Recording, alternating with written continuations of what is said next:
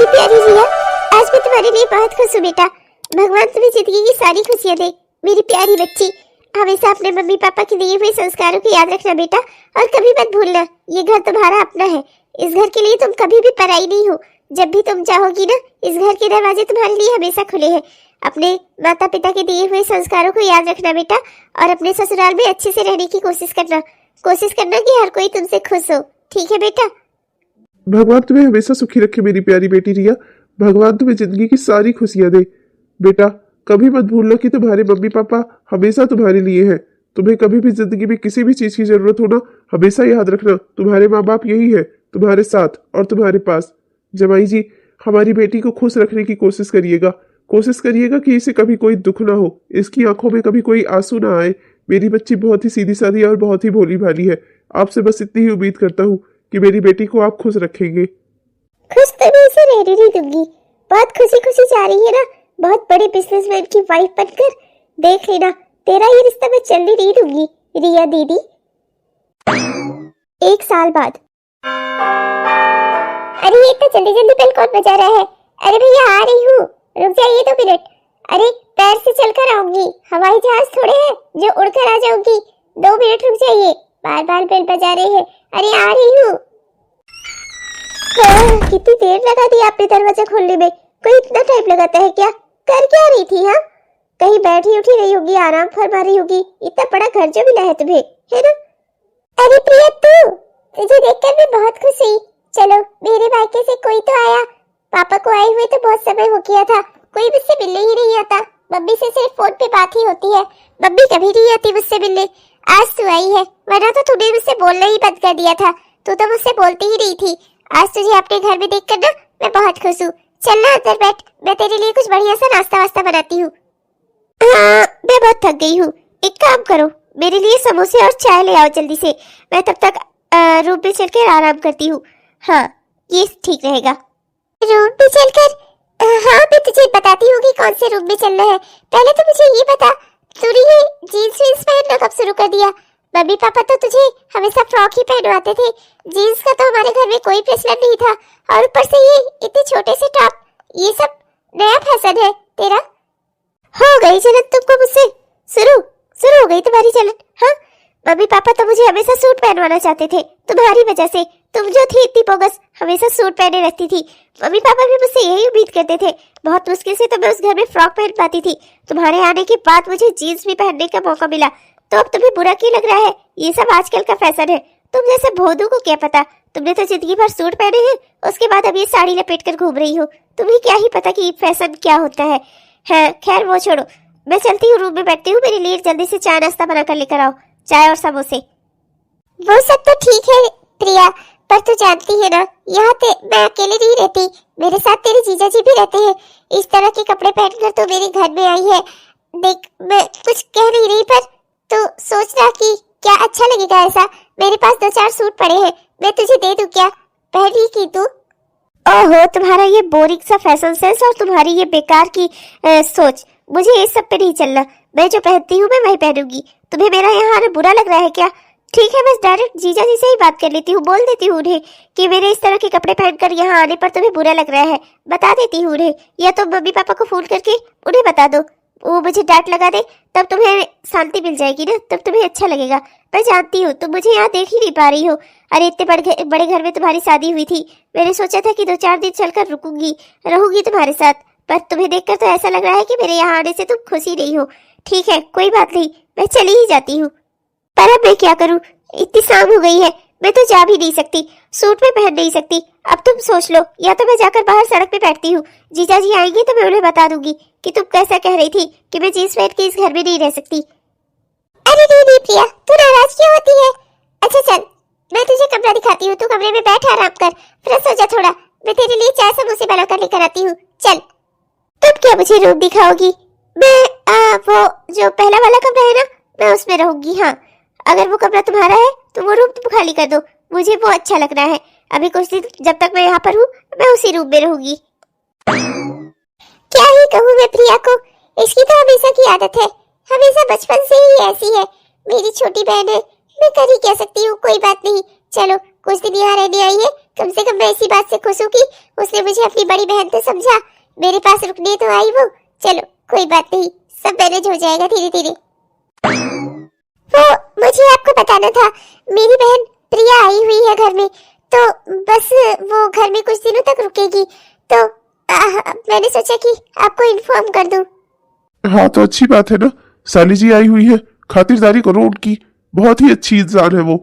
अच्छा किया वो चली आई यहाँ पर, बहुत अच्छा किया। हेलो जीजा जी, कैसे हैं आप? आप तो मुझे भूल ही गए, आप तो मुझे कभी याद भी नहीं करते, तो इसीलिए मैंने सोचा कि मैं ही चली आती हूँ। अरे प्रिया, ये क्या है? इस तरह से किसी के कपड़े में बिना नॉक किए हुए चले आते हैं? तुम्हें पता नहीं है क्या, मैं और तुम्हारे जीजा जी यहाँ एक साथ हैं, तो तुम्हें कम से कम नॉक तो करके आना चाहिए था। ऐसे ही चली आई तुम हमारे कमरे में। सॉरी दीदी, मुझे लगता है मेरा यहाँ आना आप लोगों को अच्छा नहीं लगा। मुझे यहाँ से चले जाना चाहिए, भले ही रात ही क्यों न हो गई हो, मैं यहाँ से चली ही जाती हूँ। वो तो मैंने सोचा जीजा जी आ गए हैं तो चल के इनसे मिलाऊं। अगर आपको मेरा यहाँ आना इतना बुरा लग रहा है, आप मुझे पहले ही बता दी होती, मैं शाम को ही यहाँ से चली जाती। हाँ, इतने बड़े घर में आपकी शादी हुई है, जीजा जी आपके पति है, आप इन्हें चाहे जिससे मिलने दो चाहे ना मिलने दो, कोई कर ही क्या सकता है। जा रही हूँ मैं रात को ही अपने घर चली जाऊंगी। हाँ। अरे नहीं नहीं साली जी रुकिए, कहाँ जा रही हैं आप? अरे प्रिया जी अरे भाई, आप हमारी साली हैं, आपका हर हुक्म सर आंखों पर। आप बताइए हमें कि किस बात से आप हमसे मिलने आई हुई थी। बताइए, आपकी सारी फरमाइशें पूरी की जाएंगी। अपनी बहन की बातों पर ध्यान मत दीजिए, ये है ही बोरिंग। अरे इतनी सी बात पर आप रो रही हैं? इतने बड़े बड़े मोटे मोटे आंसू गिर रहे हैं आपके। शांत हो जाइए आप, मैं अभी आपकी बहन को डांट लगाता हूँ। शांत हो जाइए आप, आपको रोने की जरूरत नहीं है। क्या है? हाँ, क्यों डांटा तुमने इन्हें? तुम्हारी वजह से कितना रो रही है ये। घर आए मेहमान के साथ ऐसा सलूक करते हैं क्या? क्यों डांट लगाई तुमने इन्हें? अरे ये सब बातें क्या कोई कहने वाली होती है? चली ही आई अगर ये रात को इतनी हमारे कमरे में, तो इतनी बड़ी क्या बात हो गई? हमारे घर में आई हुई मेहमान है, ये कहीं भी आ जा सकती है। तुम्हें इतना भी मैनर नहीं है कि मेहमानों के साथ किस तरह से पेश आते हैं? आप भी मेरी बात सुनिए, गुस्सा होने वाली बात नहीं है, इसे मैनर आना बहुत जरूरी है। कल को इसकी भी तो शादी होनी है, अगर इसे मैनर ही नहीं रहेंगे तो कितना दिक्कत होगी इसे अपने ससुराल में। तुम उसकी चिंता मत करो, तुमसे ज्यादा बुद्धि है इनके पास। बड़ी आई हो, खुद तो हो ऐसी बोरिंग सी, और ऊपर से चली हो उन्हें समझाने। जाओ तुम अपने जाकर अपना काम करो, हम जीजा साली एक दूसरे के साथ मिलकर अपना समझ लेंगे कैसे बात करनी है, क्या करना है, क्या है मैनर, सब हमें पता है। तुम्हें ज्यादा बताने की जरूरत नहीं है, चलो जाओ यहाँ से।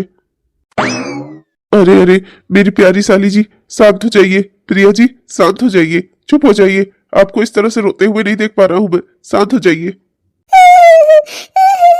अगर आप चाहते हैं मैं शांत हो जाऊं, खुश हो जाऊं, तो चलिए ना कहीं पार्टी में चलते हैं, कहीं क्लब चलते हैं, रेस्टोरेंट चलते हैं। क्या ये बोरिंग सी लाइफ जी रहे हैं आप? रोज रात को घर में आना, खाना खाकर सो जाना, ये भी कोई जिंदगी हुई? मैं तो यहाँ आई हूँ एंजॉय करने, मैं कुछ ज्यादा दिनों तक यहाँ रहूंगी नहीं। जब तक हूँ तब तक तो कम से कम आप मेरे साथ एंजॉय कर ही सकते हैं ना। चलिए ना कहीं बाहर चलते हैं, कहीं क्लब या रेस्टोरेंट। अरे वाह, ये तो आपने मेरे मन की बात कर दी। अब आप शांत हो जाइए और खुश हो जाइए, चलते हैं कहीं क्लब, पार्टी, डांस करते हैं, मौज मस्ती करते हैं। ये हुई ना बात। रात को 1 बजने को आई, ये दोनों अभी तक घर नहीं आए। अगर भगवान न करे कोई ऊंच नीच हो गई, मैं मम्मी पापा को क्या जवाब दूंगी? क्या करूं मैं, कैसे समझाऊं इन्हें? लगता है माँ का फोन आ रहा है। हेलो हेलो, हाँ माँ। बेटा प्रिया क्या तेरे घर गई है? हम सबसे नाराज होकर पता नहीं कहाँ चली गई है लड़की। मैं बहुत परेशान हूँ बेटा, घर भी नहीं आई है, कुछ समझ नहीं आ रहा है। तेरे पापा कह रहे हैं जाए थाने में रिपोर्ट लिखाए इसके लिए। क्या करूं, मैं तो बहुत परेशान हो गई हूँ इस लड़की से। हाँ माँ आप चिंता मत करो, वो मेरे ही घर पर है। वो माँ, क्या हुआ बेटी, क्या बात है? वो तेरे घर में है तो वो वहाँ क्या कर रही है? अरे उसे वहाँ जाने की क्या जरूरत थी? वहाँ तो तू और तेरे पति आराम से रहे, वो वहाँ पर जाकर क्या करेगी? वो वहाँ क्यों गई है? मुझे कुछ समझ नहीं आ रहा माँ, मैं क्या करूँ, मुझे कुछ समझ नहीं आ रहा है। नहीं मुझे ये समझ में आ रहा है कि हो क्या रहा है मेरे घर में, मुझे कुछ पता नहीं है माँ, मैं बहुत परेशान हूँ माँ, मुझे कुछ समझ नहीं आ रहा। बेटी तू चिंता मत कर, मैं कल ही तेरे पापा को भेजती हूँ, वो जाकर उस लड़की को कार पकड़कर यहाँ खींच कर लेकर आएंगे। बड़ी बलवानी हो गई है इस लड़की की, मैं क्या करूँ, मैं बहुत परेशान हो गई हूँ।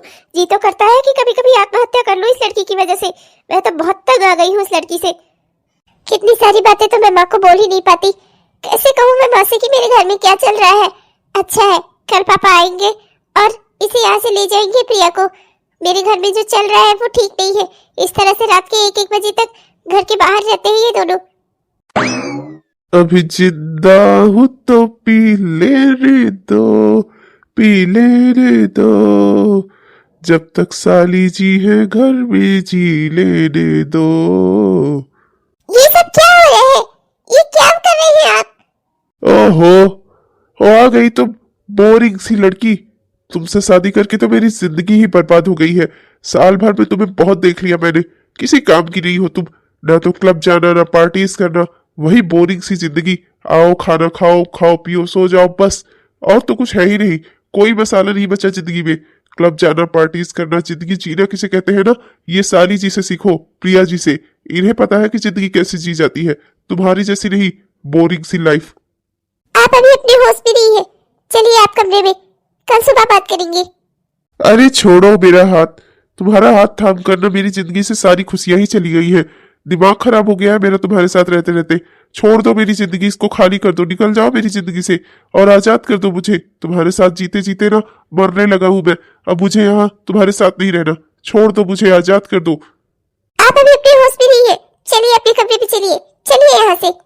गुड नाइट साली जी, प्रिया जी, गुड नाइट। बहुत अच्छा डांस करती हैं आप, वाओ अमेजिंग। रिया दीदी, अब तुम चाहे जितनी भी कोशिश कर लो, जीजा जी तो गए तुम्हारे हाथ से। जो चीज मेरी है ना वो मेरे पास ही लौट कर आएगी, तुम्हारे पास नहीं जा सकती वो। और तुम तो बचपन से जानती हो मुझे, जो मुझे पसंद होता है ना उसे मैं तुमसे छीन ही लेती हूँ। तुम्हारा दिमाग खराब हो गया है? किससे पूछकर तुम यहाँ आई हो? हाँ, किससे पूछकर आई हो? घर से ऐसे मन किया चुपचाप निकली और चली आई? अरे रास्ते में कुछ तुम्हें कुछ हो जाता, कहीं कुछ हो जाता तो कौन जिम्मेदार होता? हाँ, अपने मन की हो गई हो तुम। बहुत ज्यादा तुम्हारा सर चढ़ा हुआ है दिमाग। चलो घर, चुपचाप से घर चलो अपने। चलो मेरे साथ, चुपचाप से घर चलो, चलो। नहीं, ये कहीं नहीं जाएगी। आपको लेकर जाना है ना तो अपनी इस बेटी को लेकर जाइए, अपनी रिया को लेकर जाइए। प्रिया कहीं नहीं जाएगी, प्रिया मेरे साथ ही रहेगी, मेरे घर में। दामाद जी, बहुत हो गया। आपका अदब कर रहा हूँ कि मेरी बेटी के पति है आप, वरना अगर किसी और ने ऐसी हरकत की होती तो अब तक मैं उसको मार मार कर बुरा हाल कर देता। आपकी हिम्मत कैसे हुई मेरी बेटी के बारे में ऐसा कुछ बोलने की? हाँ, अरे आपकी शादी रिया से हुई है, आप उसके साथ खुशी से रहिए और प्रिया को जाने दीजिए इस घर से। मैं आपको समझा रहा हूँ।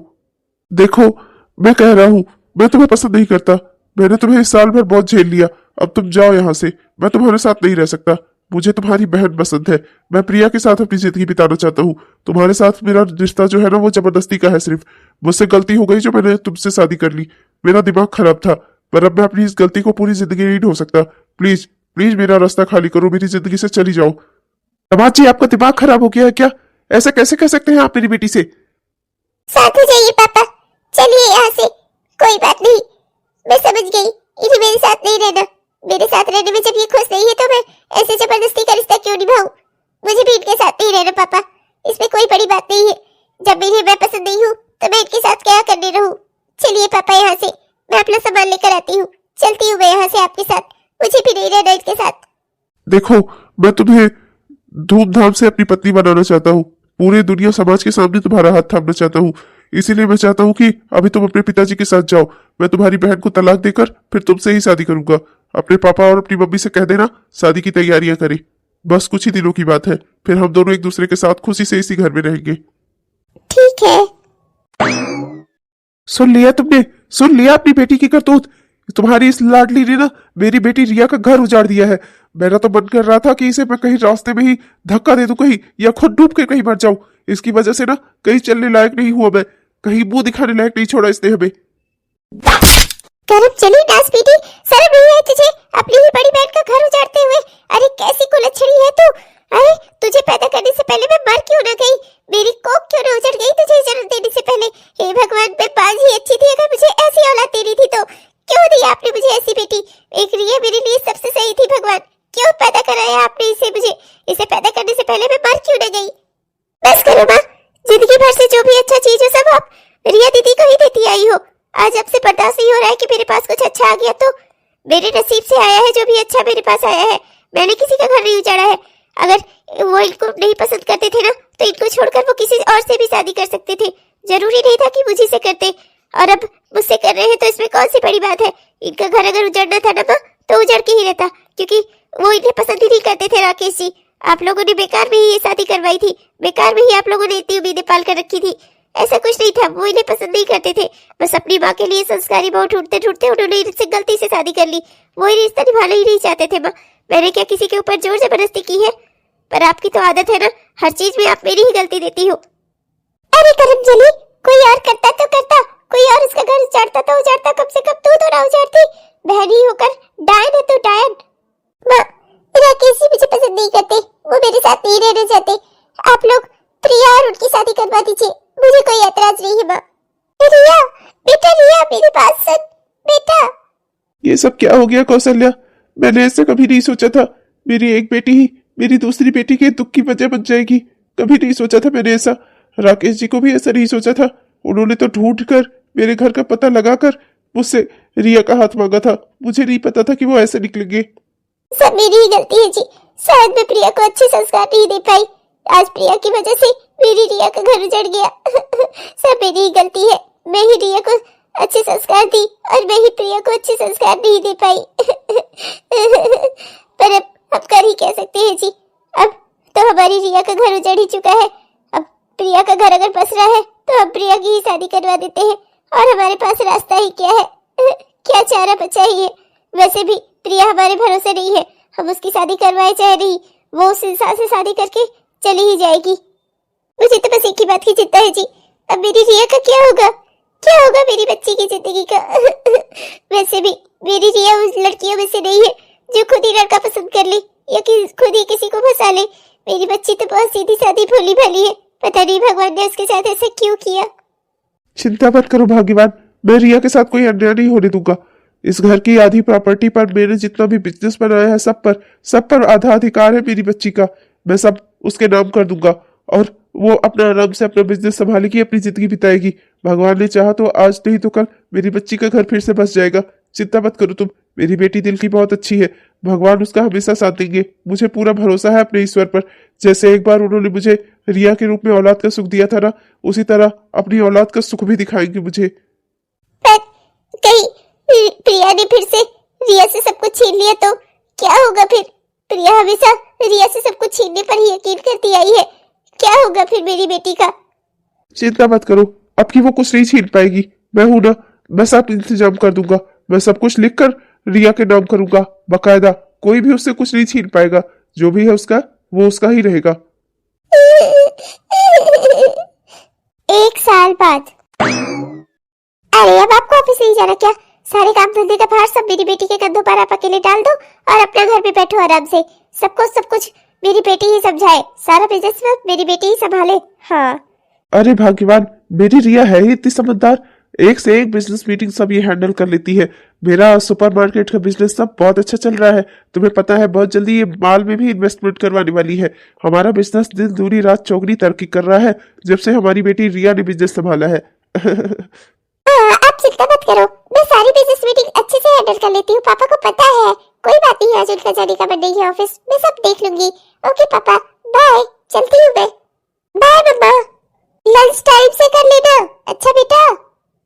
आप भी ना, मेरी बच्ची के कंधे पर कुछ ज्यादा ही जिम्मेदारियां डाल रखी है आपने। अरे अभी उसके खेलने घूमने के दिन है। मैं तो चाहती हूँ मेरी बेटी का फिर से घर बस जाए, और आप है कि उसे काम धंधे भी उलझा कर रखे हुए हैं। अरे आप उसे कुछ समझाते क्यों नहीं? अरे भाग्यवान, अभी तो उसने जिंदगी जीना सीखा है। अच्छी बात है ना, उसे अपनी जिंदगी में संभलने तो दो। जो तुम चाहती हो वो भी भगवान चाहेंगे तो एक न एक दिन हो जाएगा। पर इस तरह से अपनी बेटी से जोर जबरदस्ती करना अच्छी बात नहीं है। धीरे धीरे करके सब कुछ हो जाएगा। अभी उसे खुद को संभालने दो, मौका देने दो उसे खुद को। हाँ वो सब तो ठीक है, पर अकेले इतने सारे बिजनेस मीटिंग संभालना कैसे कर पाएगी वो? मैं जानती हूँ ना, मेरी बच्ची बहुत सीधी सादी है। कैसे घर में रहा करती थी चुपचाप शांति से। वो कहाँ इतने सारे लोगों की मीटिंग सब देख पाएगी? कहीं उससे कुछ गड़बड़ हो गई तो? कोई गड़बड़ नहीं होगी भाग्यवान, तुम अपनी बच्ची को ज्यादा ही अंडर एस्टिमेट कर रही हो। अरे मेरा मतलब है कम समझ रही हो। बच्ची तुम्हारी बहुत तेज है, बहुत अच्छी है, हर काम में माहिर है। और वैसे भी ऑफिस में वो अकेले कहाँ है। मेरा एक बहुत विश्वास पात्र एम्प्लॉय है शेखर, वो है ना ऑफिस में, वो सब कुछ संभाल लेगा, चिंता मत करो तुम। और वैसे भी हमारी बेटी भी कुछ कम समझदार नहीं है। आज तक कितनी सारी डील उसने खुद अकेले क्रैक की है, तुम उसके ऊपर शंका कर रही हो। हाँ मैडम, आपने तो कमाल कर दिया। कहा सिर्फ आपके पापा ने किराना स्टोर से सुपरमार्केट तक का सफर किया और आपने उस सुपरमार्केट को मॉल खुलने तक में पहुंचा दिया। वाह मैडम, आपने तो कमाल कर दिया। अब खुलेगा राधे श्याम मॉल, बहुत ही अच्छा नाम है ना मैडम। ये सब मेरी अकेली की मेहनत कहाँ है, आप लोग भी तो शामिल हो इसमें। हमारा पूरा स्टाफ शामिल है। आप सब ने बहुत मेहनत की है। आप सबकी मेहनत की वजह से ही हमारा मॉल खुलने जा रहा है। पर इस बार पापा ने कहा है कि वो माँ के नाम से मॉल खुलवाएंगे। इस बार हमारे मॉल का नाम होगा कौशल्या राधे श्याम मॉल। अच्छा है मैडम, पर आप अपने नाम से जो मेरे मम्मी पापा का है वो सब कुछ मेरा ही तो है। मुझे अपने नाम से कुछ भी नहीं चाहिए। ये सब में मेरे पापा की, मेरी मम्मी की, सबकी मेहनत शामिल है। आप सबकी मेहनत शामिल है। जो भी हमें मिल रहा है सब आप सबकी मेहनत का नतीजा है। मेरे पापा और मम्मी का आशीर्वाद है, इसलिए सब कुछ उन्हीं के नाम से होगा। अच्छा ठीक है, मैं चलती हूँ, मुझे जरा कुछ जरूरी काम है। मैडम, मैं कह रहा था कि अगर आप फ्री हो तो आप हम सबके साथ में ही लंच कर लीजिए ना। आपको कभी लंच करते हुए नहीं देखा ऑफिस में। आप कहीं बाहर जा रही है क्या लंच करने? मैडम, आप अगर बुरा न माने तो आप हम सब एम्प्लॉय के साथ ही लंच कर लीजिए। राधे श्याम सर बहुत अच्छे हैं, वो हमारे साथ अक्सर लंच करते हैं, हमें भी बहुत अच्छा लगता है। मैं जरूर करती, पर क्या है ना कि मुझे दूसरा कोई जरूरी काम है। मुझे लंच करना ही नहीं है। अगर करना होगा तो मैं आप लोगों के साथ फिर कभी कर लूंगी। अभी मैं चलती हूँ फिलहाल। बहुत ही सीधी साधी मैडम है, मुझे पता है कि कहाँ ही जा रही हो। मंदिर ही जा रही होंगी। अक्सर देखा है इन्हें, मंदिर जाती है, आरती गाती है और फिर लौटकर चली जाती है अपने घर को। पता नहीं इनकी जिंदगी में क्या दुख है, मुझे तो समझ भी नहीं आता। खुद इतने अच्छे नेचर की है, इतनी काबिल भी है, पर समझ नहीं आता इनकी जिंदगी में आखिर दुख क्या है, घटित क्या हुआ है इनकी जिंदगी में।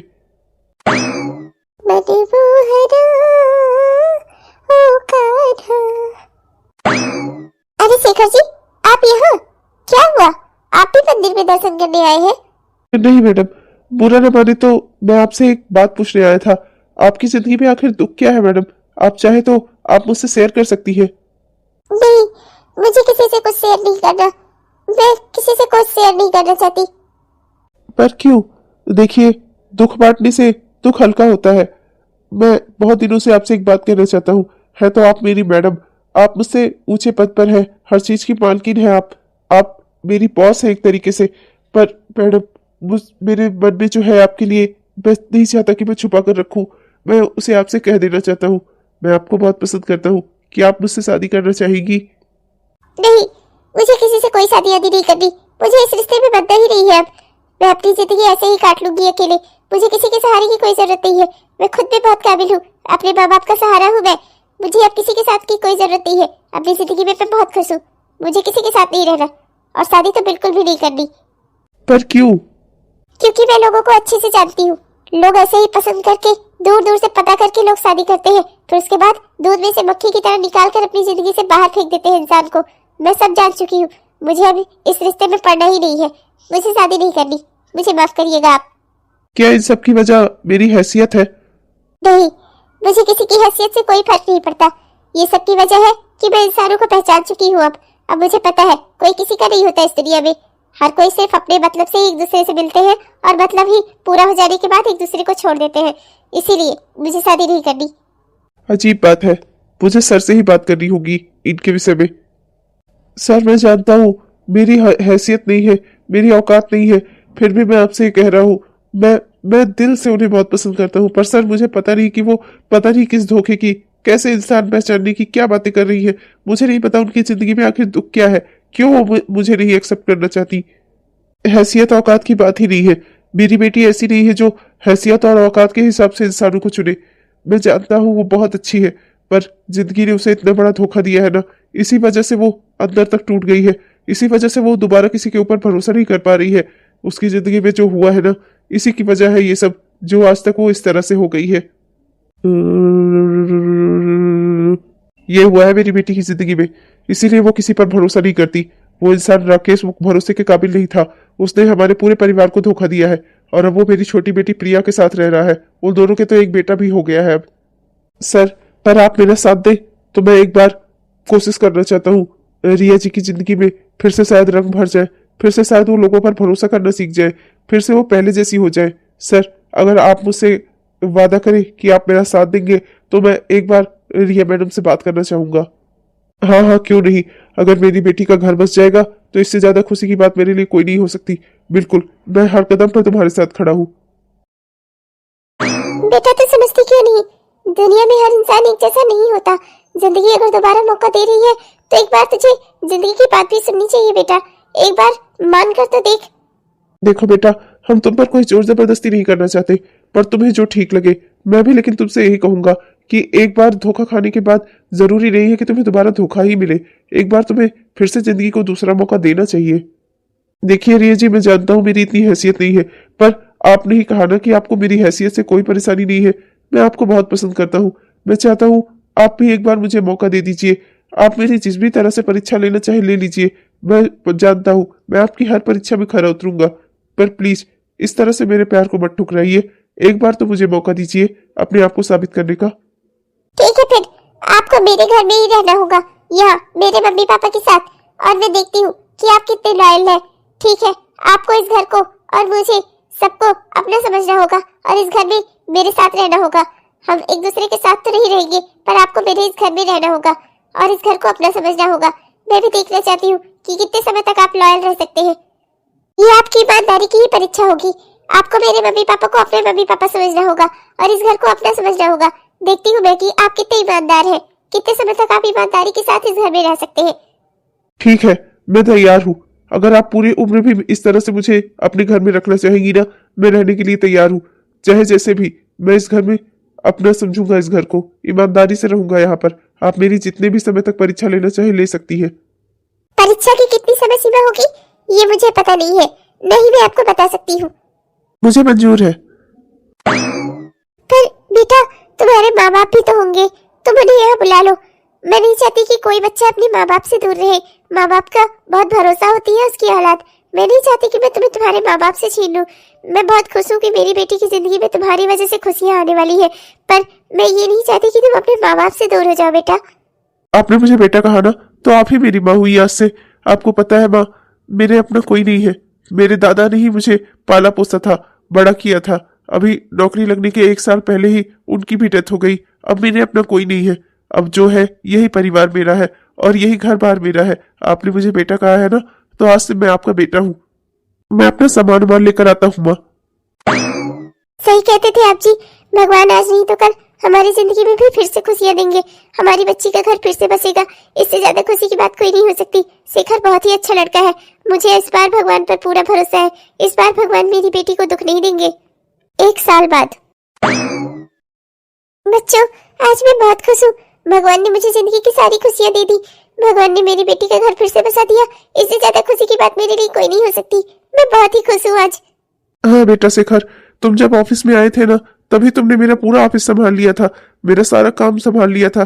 तब तुमने मुझे बहुत बड़ी जिम्मेदारी से मुक्त किया था और आज तुम्हें अपने बेटे के रूप में पाकर मैं बहुत ही खुश हूँ। ऐसा लग रहा है कि भगवान ने मुझे पूरा परिवार दे दिया। मैं भी आज बहुत खुश हूँ पिताजी। आज मुझे वो मिल गया जिसकी मैंने बहुत समय से चाहत की थी। भगवान ने मुझे माँ बाप दे दिए। अनाथ से मेरा घर बन गया, मेरा परिवार बस गया और जिसे मैं पसंद करता था वो मेरी पत्नी बन गई। बस भगवान से अब कुछ नहीं चाहिए मुझे। भगवान ने मुझे सारी खुशियाँ दे दी। ये सब आप ही की वजह से है, क्योंकि आप बहुत ही ईमानदार और बहुत ही अच्छे इंसान हैं। वाकई में मेरे मम्मी पापा सही कहते थे, दुनिया में हर कोई एक जैसा नहीं होता। आप पर भरोसा करके मैंने देखा आप बहुत ही अच्छे इंसान हैं। आपने ये सब कुछ अपनी काबिलियत से ही हासिल किया है। भगवान ने आपको जो कुछ भी दिया है ना, आपकी ईमानदारी और सच्चाई के कारण ही दिया है। मैं बहुत खुश हूँ कि आज आप मेरी जिंदगी में हैं। 6 साल बाद। संभालो अपने बच्चे को नहीं संभाल सकती तुम? आखिर करती क्या रहती हो घर में? हाँ हाँ, अपनी किटी पार्टी क्लब ये सब से तुम्हें छुट्टी मिलेगी तब तो बच्चे की देखभाल करोगी ना। आज स्कूल से फोन आया था, वहां पर ये चोरी करते हुए पकड़ा गया है। एक बड़े बिजनेसमैन का बेटा जिसके पास सब कुछ है, ये चोरी कर रहा था। ऊपर से बोलने पर ये मुझसे भी झगड़ा कर रहा था, मुझे भी पलटकर जवाब दे रहा था। यहाँ तक कि ये तो मुझे मारने भी वाला था, मुझे थप्पड़ से मारने वाला था ये तुम्हारा बेटा। इसे इतना जरा सा भी संस्कार नहीं सिखा पाई तुम? चुप हो जाइए, सारी गलती क्या मेरी ही है। बच्चे को संस्कार सिखाना क्या सिर्फ मेरी जिम्मेदारी है? आपकी कोई जिम्मेदारी नहीं है।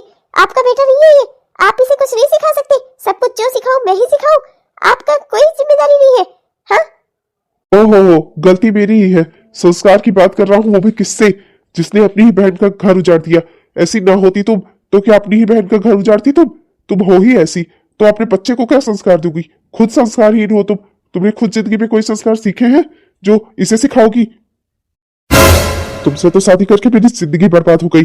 अच्छा खासा रिया के साथ शादी की थी मैंने, अच्छी खासी लड़की थी, मेरा ही दिमाग खराब था, तुम्हारे बहकावे में आ गया मैं, तुमने फंसा लिया मुझे। हाँ, बिल्कुल बेकार औरत हो तुम, वाकई में।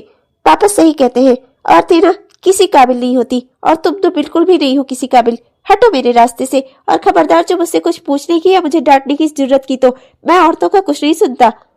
मेरे पापा कमा कमा कर लाते हैं, तुम खाओ उड़ाओ रेस्टोरेंट पार्टी क्लब में बड़ी आई है, यही बड़ी काबिल है जो मुझसे सवाल जवाब करेंगी।